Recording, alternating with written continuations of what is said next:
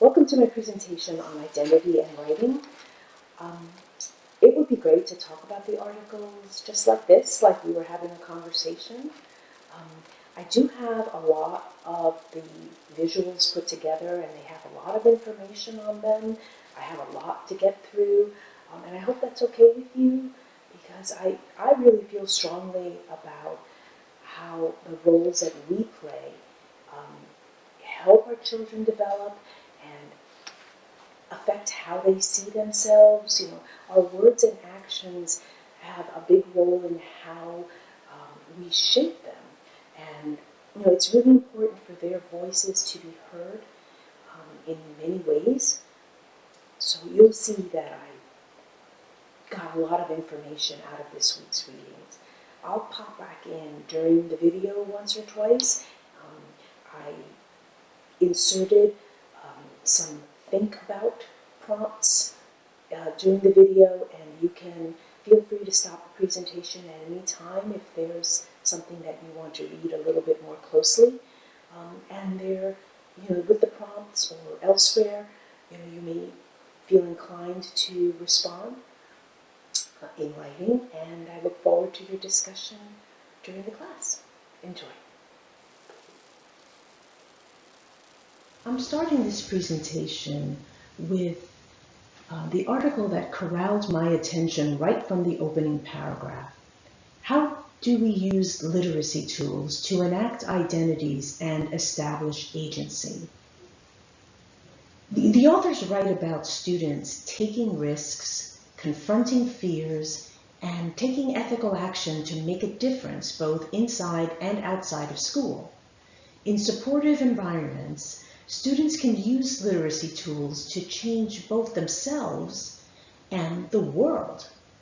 And so we're introduced to Donnie, a young lady in a Minneapolis high school in 2001 who used critical inquiry questions from her coursework to reveal her identity and provide positive images of Black adolescent females. Donnie selected spoken word poetry as a literacy tool to accomplish this. She drew from her embodied experiences in her church, and she turned to powerful historical figures such as Sojourner Truth and the influences of artists including India Ari, Lauryn Hill, and Erykah Badu. Her original poem, Nappy Roots, portrays her identity and her understanding of natural beauty, and she uses agency to resist artificial and mass media notions of female beauty. So notice that with agency, self-esteem and motivation can be big factors. Another literacy tool that students can become familiar with is the construction of narrative identities. By interacting with different texts, images, or art forms, students may want to try on different identities that alter their social relationships and outlook. Sometimes the identities that students form will reveal positive characteristics about themselves, but other times students will show that their identities resist, reject, or oppose what society has prescribed. Now, this is not necessarily a negative thing. Remember, there was a time when certain segments of society thought children should be seen and not heard. Remember? Well, children and others began to resist that notion. So one way to do that is to ask questions, to form positive identities, and, maybe reposition yourself in certain spaces. And teachers can provide those spaces. So I'm saying created spaces are perfect for using literacy tools or watching others use literacy tools. The spaces are for students to observe other important social practices like composing, interpreting, or publishing texts. These are public acts. So when a student and her partner, for example, are in social studies class and they are deciding what type of charts will show the results of their community survey most clearly or most dramatically, should they use a bar chart or a pie chart or both? The space that a teacher creates for these students to develop and then reveal this part of their identity as students is really important. We have to support them because the initiative that some students take to enact these identities is not insignificant. Student agency can be supported in other ways. Dramatic and non-dramatic performances and chances to improvise don't stop influencing students when the bell rings. It stays with them. It affects them in their minds and in their everyday lives. In fact, I'm convinced that the imagined and narrative identities these students are exposed to through digital and other literacy events can give some children real hope for what they can become. And I'm also talking about the kids that don't really have a strong sense of agency or are still exploring possibilities for all the identities that make up a whole being. Digital literacy, of course, expands the options for students to experience other contexts. So they might see their peers through digital literacy. They might listen to other people who are role models for them. It might be the start of network building or a series of information gathering tasks. Through digital literacy, there are discoveries, adventures. Who knows? It's all out there.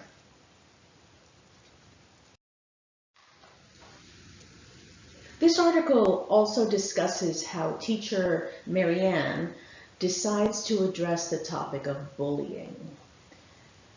After reading a novel and discussing and having a video meeting with Doug Wilhelm, the author of The Revealers, the students in Marianne's class talk about the importance of being courageous, standing up for yourself, and even standing up for others.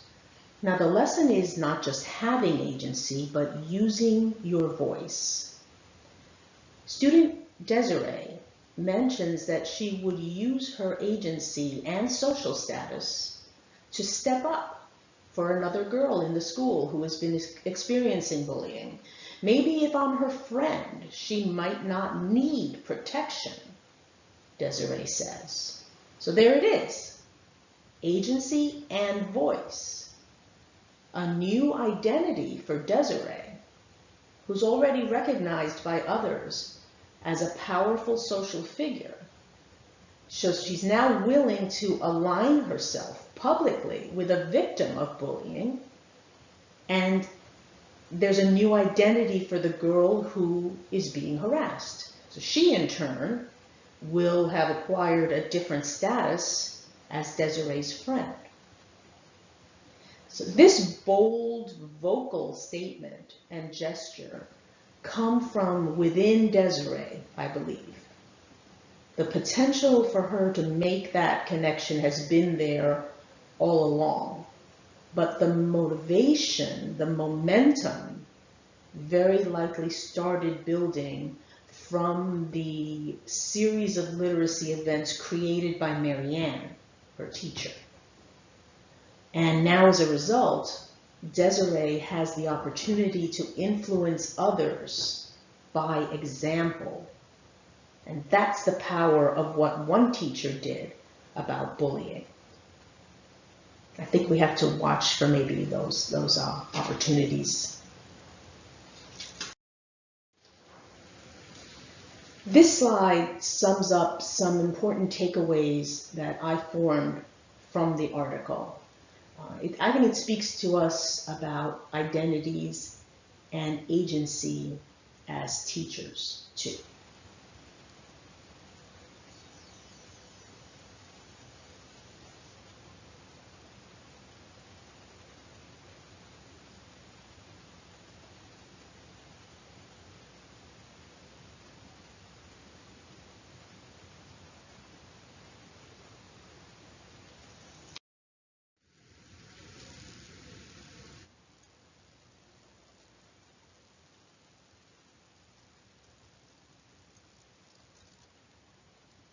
Here's another think about activity, which, as I mentioned at the beginning, you may choose to respond to or just think about.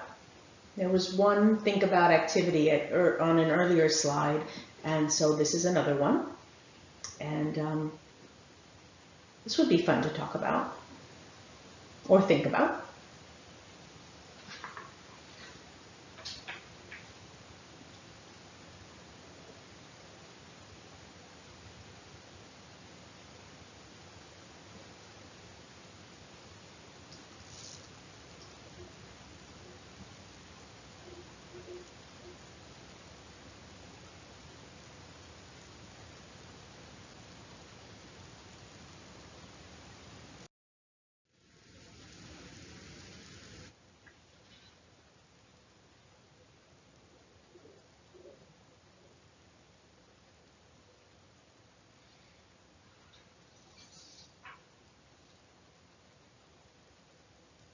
Before turning to the case study in Wilson and Boatwright's article, which introduces us to John, the authors explain a lot of terms as well as the framework that they use to set up their approach.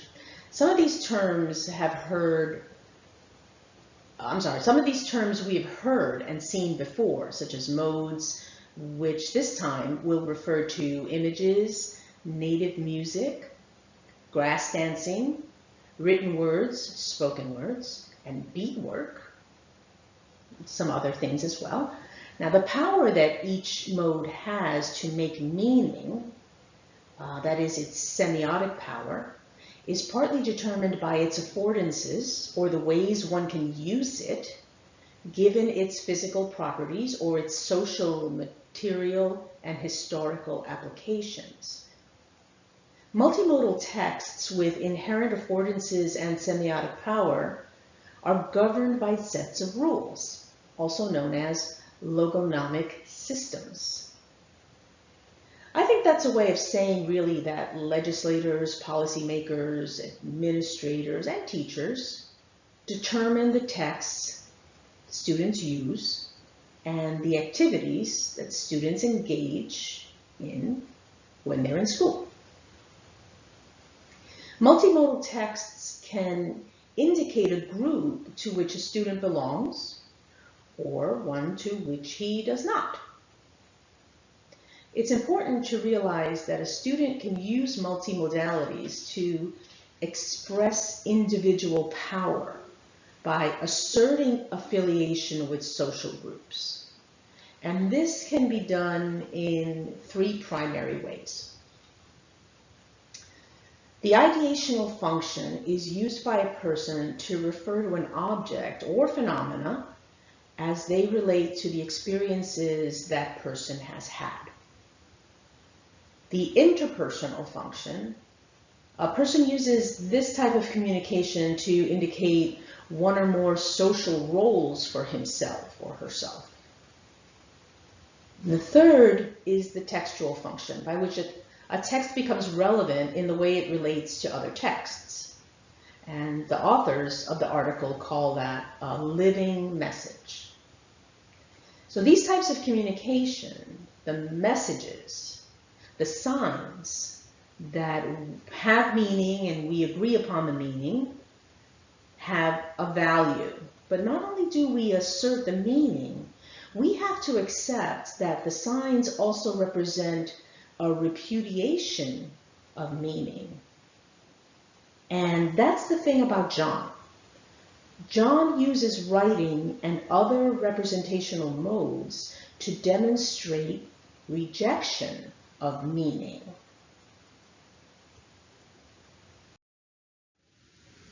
Now, in this slide, I chose to feature the pattern that Wilson and Boatwright noticed between student-initiated texts and teacher-mandated texts. John found that the teacher's assignments were limiting in terms of expressing his identity. So that's the column on the right. They generally only required oral and written English words. And so he took great initiative to introduce other modes on his own, and that's the column on the left. According to the study, John was always very aware of his intended audience, and he directed his energies and enthusiasm towards his readers and listeners and potential participants. He was always trying to get others to be aware or interested in what he was interested in. It's pretty clear that when left to create on his own, John produced more artifacts, integrated more modes, and set out to reach a wider variety of audiences.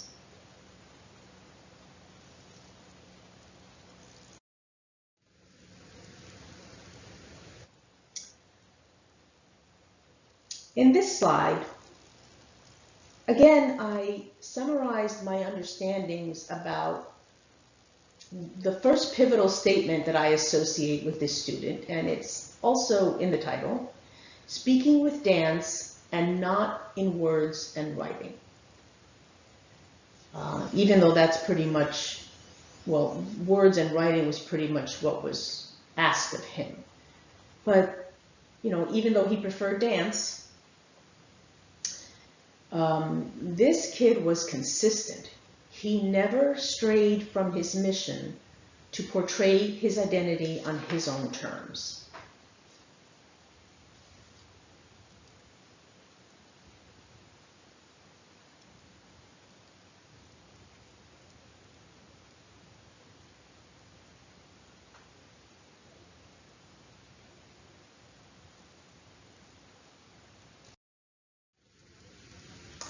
John used writing to comment negatively on written and oral English because it represented a traumatic history to him. But he also used writing to refer readers to other modes that help people learn more about his contexts.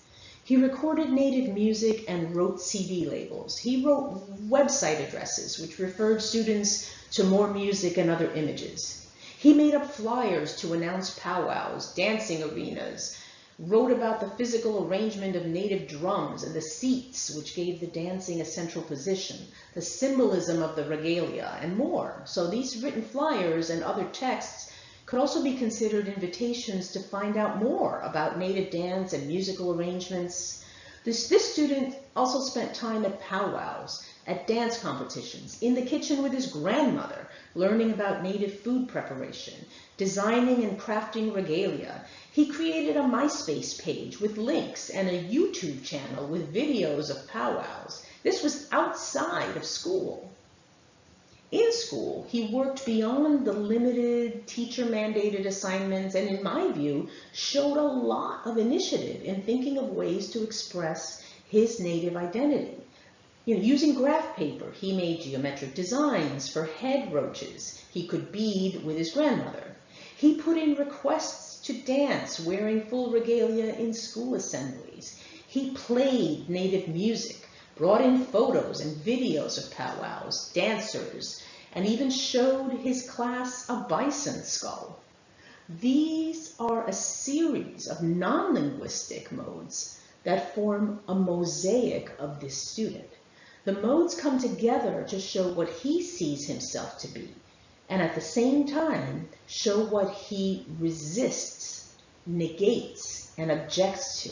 His identity is so valuable to him. In our classrooms, we have to legitimize different forms of expression.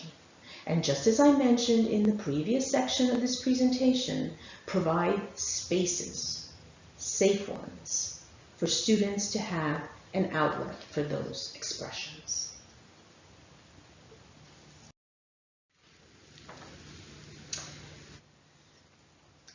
to assume that you like taking a break sometimes, getting together with a few people for fun, or setting up a group to do an enjoyable project. You would look forward to that, right?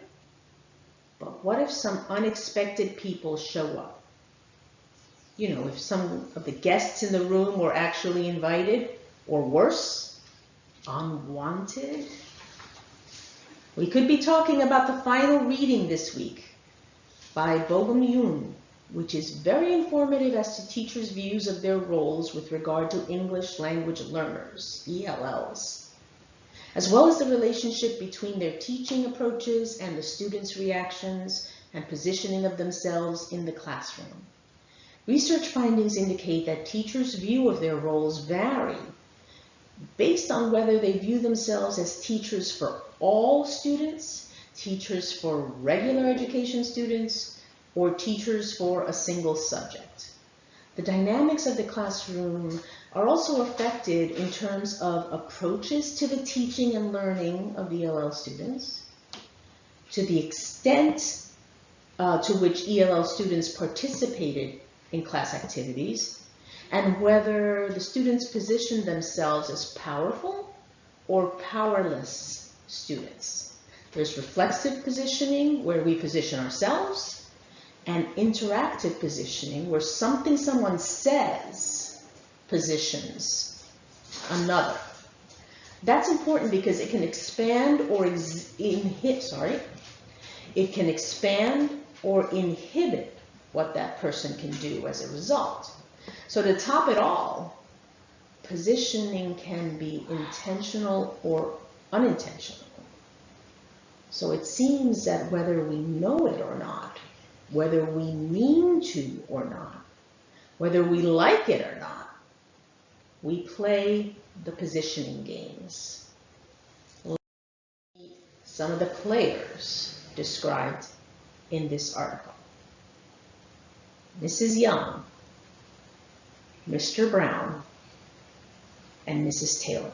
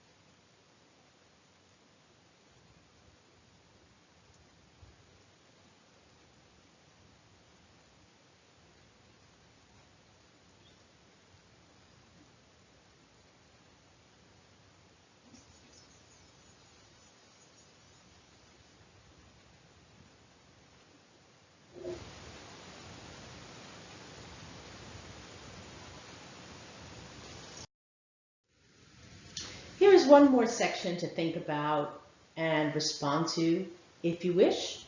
There is a lot behind the dynamics of positioning theory, with some teachers assuming responsibility for making the most out of learning opportunities and including the diverse needs of English language learners, versus teachers shifting responsibility onto others. So this may have been a factor in your personal or professional educational life. You may want to comment on how you engage with students on a social cultural level. I'd be interested in hearing about that. But, you know, as I mentioned, there is a lot of really interesting material in this week's reading.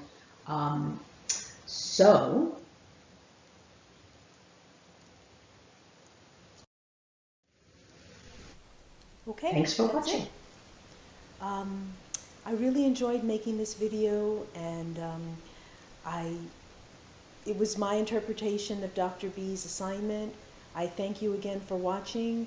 I realize I had sound quality problems. I apologize for that, and I look forward to seeing you in class. Thanks again.